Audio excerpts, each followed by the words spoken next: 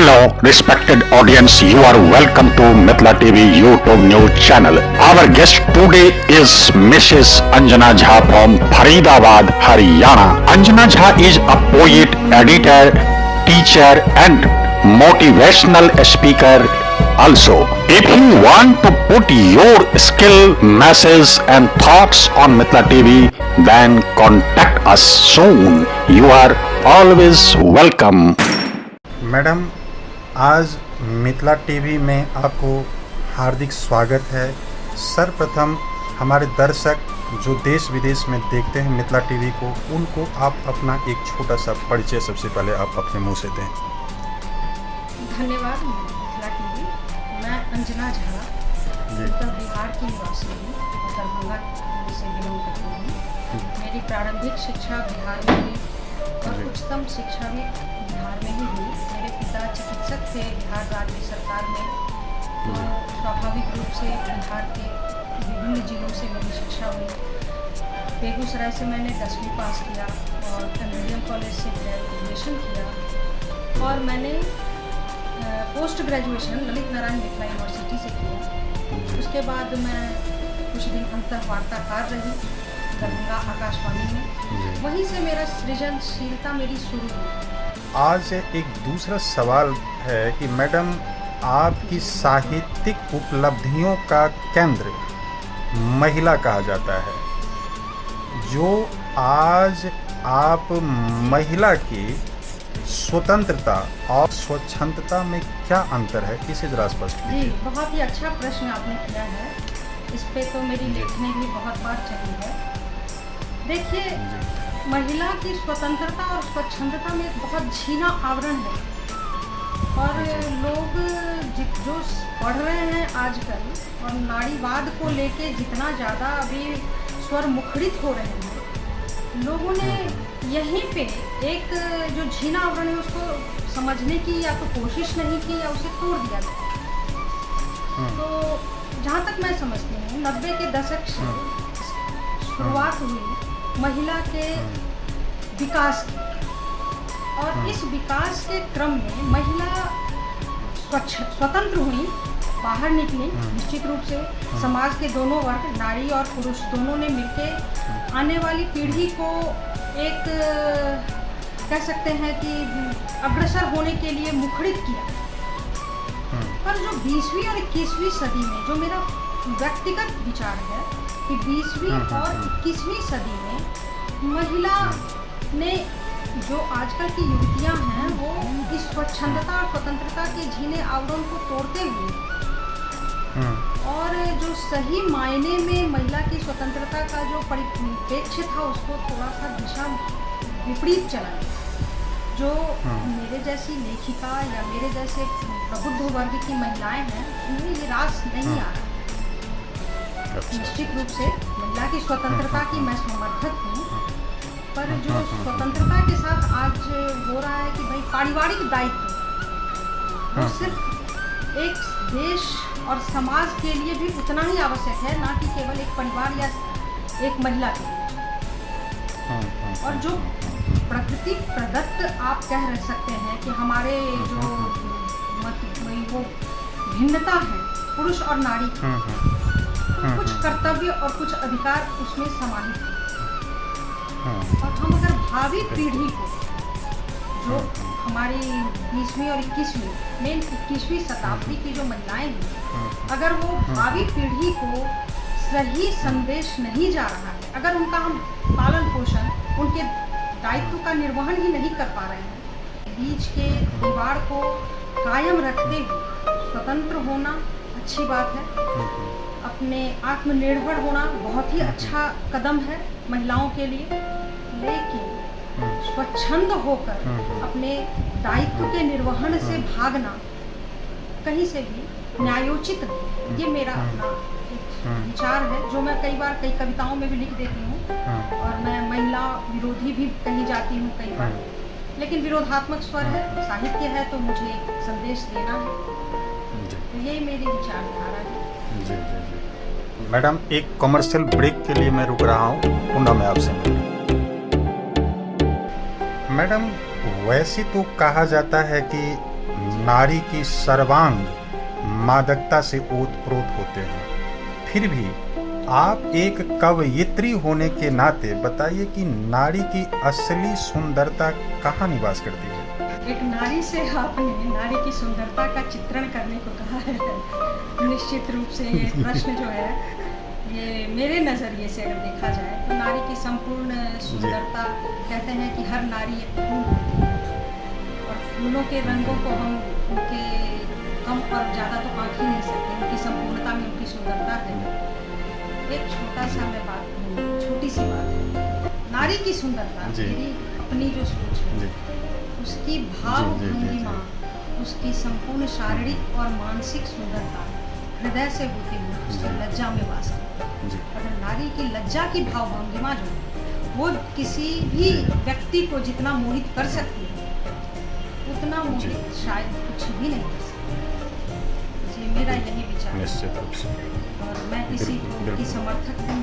आप एक फौजी की पत्नी के जीवन को आपने अच्छी तरह से बखूबी निभाया है, तो आपसे एक सवाल बनता है कि एक फौजी की पत्नी होने का अनुभव आपको कैसा रहा? जी, एक बहुत ही अच्छा प्रश्न आपने मेरे से किया है और मेरे जीवन के बहुत करीब का प्रश्न है जिसे मैंने जिया है।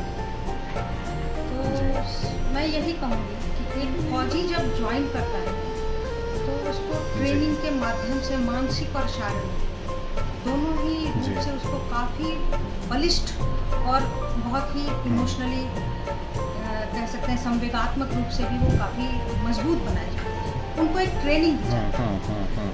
पर एक महिला और ख़ास करके हम लोगों के समय जिनको बस ये बताया जाता था कि आपका पति ये कर रहा है और वो चली जाती है फौजी लाइफ को जीने, सीमा पे जो भी हलचल होती है वो सरकारी आवाज़ तक उसकी जो संवेदनाएं हैं वो आती हैं और उसको वो सुनती है, महसूस करती है, जीती है।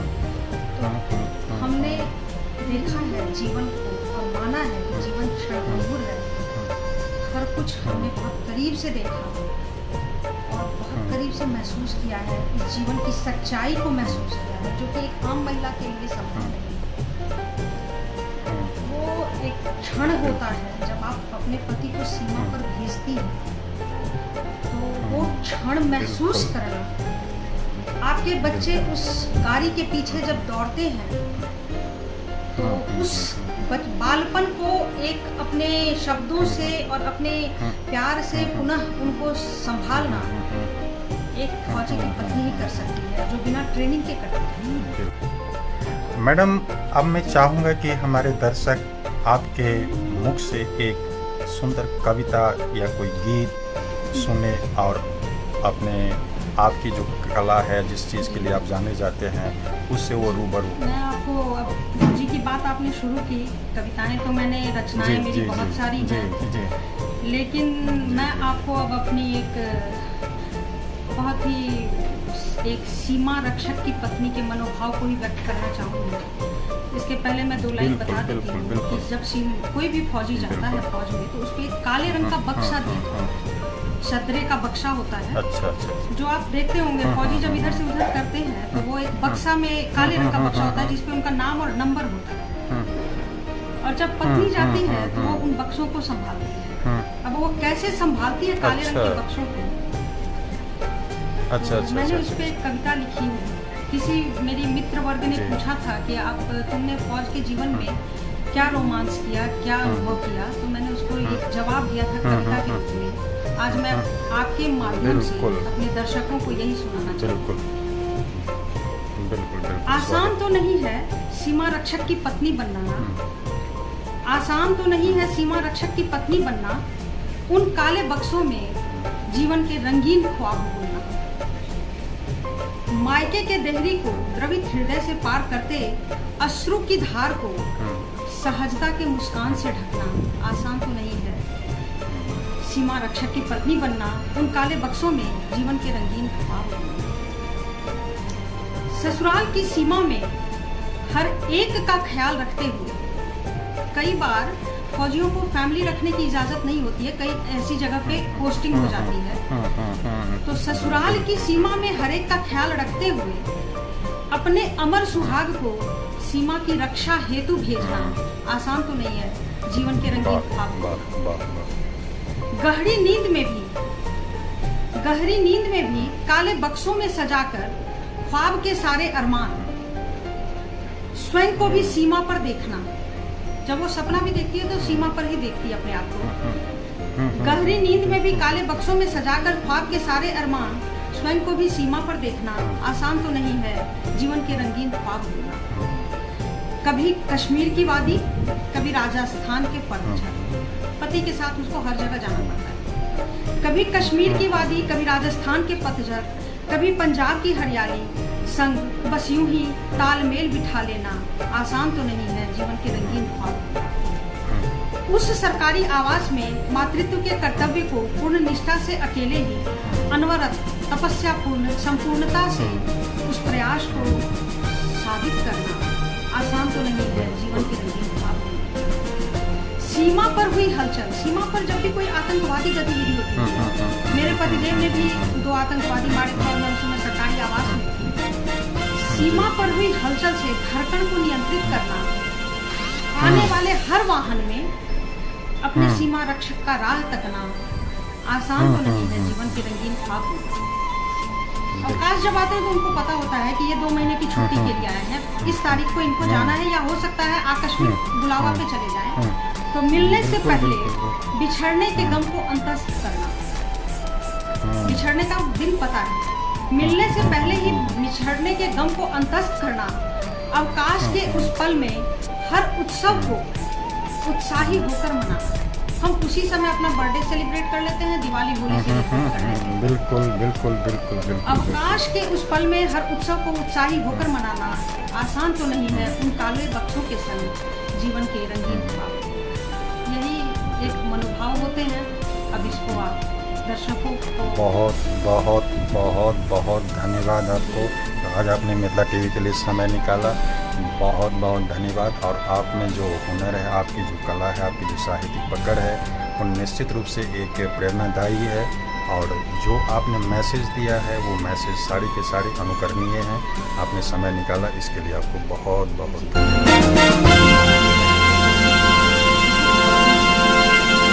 Hello, eyewitness viewer. If you like this issue, please subscribe this channel and comment also.